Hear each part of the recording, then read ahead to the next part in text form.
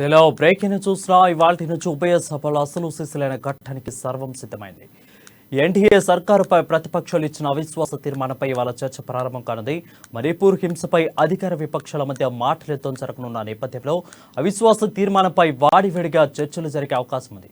అనర్హత నుంచి ఉపశమనం పొందిన కాంగ్రెస్ ఎంపీ రాహుల్ గాంధీ పార్లమెంటులో అడుగుపెట్టారు.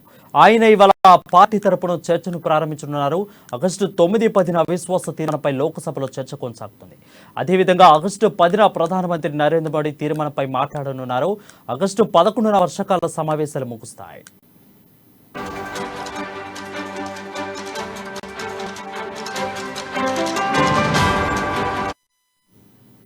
అవిశ్వాస తీర్మానాన్ని విపక్ష కూటమి ఇండియా ప్రవేశపెట్టింది. అయితే గత వారం దీన్ని స్పీకర్ ఓం బిర్లా ఆమోదించారు. మణిపూర్ అంశంపై చర్చించాలని పార్లమెంటు సమావేశాల ప్రారంభం నుంచి విపక్షాలు డిమాండ్ చేస్తున్నాయి. ప్రధాని మోదీ దీనిపై మాట్లాడాలని అడుగుతున్నాయి.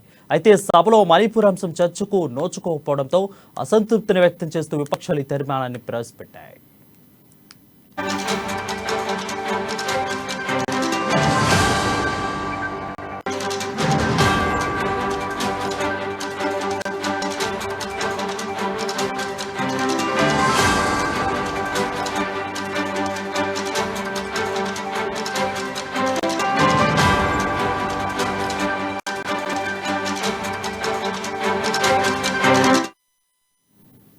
బులెటిన్లో బ్రేకింగ్ న్యూస్ చూస్తున్నాం. ఇవాళ నుంచి ఉభయ సభలో అసలు సిసిలైన ఘట్టానికి సర్వం సిద్ధమైంది. ఎన్డీఏ సర్కారుపై ప్రతిపక్షాలు ఇచ్చిన అవిశ్వాస తీర్మానంపై ఇవాళ చర్చ ప్రారంభం కానుంది. మణిపూర్ హింసపై అధికార విపక్షాల మధ్య మాటలిద్దం జరగనున్న నేపథ్యంలో అవిశ్వాస తీర్మానంపై వాడివేడిగా చర్చలు జరిగే అవకాశం ఉంది. అనర్హత వేటు నుంచి ఉపశమనం పొందిన కాంగ్రెస్ ఎంపీ రాహుల్ గాంధీ పార్లమెంటులో అడుగుపెట్టారు. ఆయన ఇవాళ పార్టీ తరపున చర్చను ప్రారంభించనున్నారు.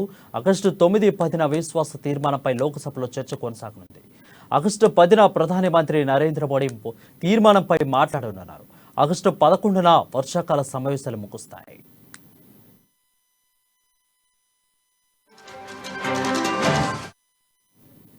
విశ్వాస తీర్మానాన్ని విపక్ష కూటమి ఇండియా ప్రవేశపెట్టింది. అయితే గత వారం దీన్ని స్పీకర్ ఓం బిర్లా ఆమోదించారు.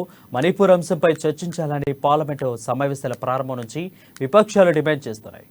ప్రధాని నరేంద్ర మోడీ దీనిపై మాట్లాడాలని అడుగుతున్నాయి. అయితే సభలో మణిపూర్ అంశం చర్చకు నోచుకోవడంపై అసంతృప్తిని వ్యక్తం చేస్తూ విపక్షాల తీర్మానాన్ని ప్రవేశపెట్టాయి.